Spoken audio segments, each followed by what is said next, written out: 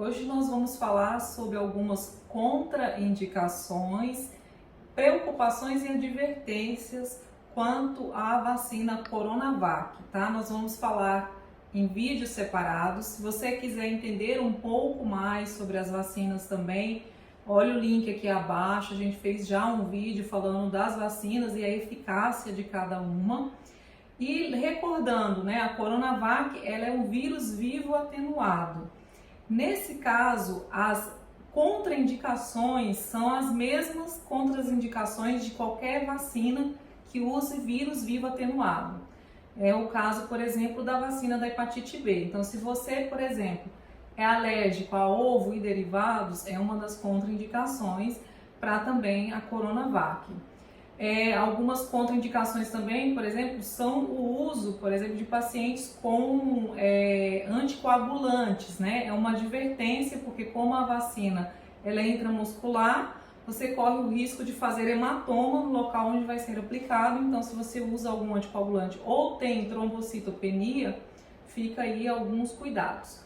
Outra contraindicação é quando você está com alguma doença aguda. O que seria? Febre, né?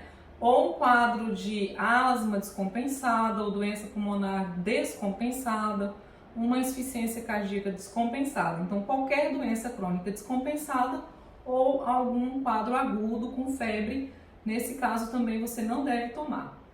As advertências ficam a pacientes que são alérgicos de forma geral, então nesse caso não é contraindicado, mas se você for tomar, tem que estar em ambiente seguro, porque existe risco de reação alérgica de choque anafilático. Então, não pode ser em qualquer local que você deve ficar ali em observação, né?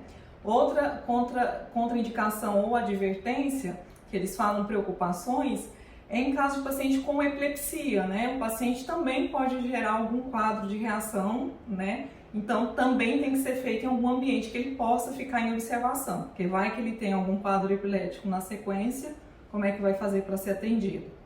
A advertência também no caso de pacientes que têm trombocitopenia ou doenças autoimunes, né? Alguma doença como imunodeficiência adquirida ou algum paciente portador de doença imunossupressora, que não devem, no caso, tomar essa medicação porque eles não vão gerar, né, a mesma reação imune que uma pessoa normal.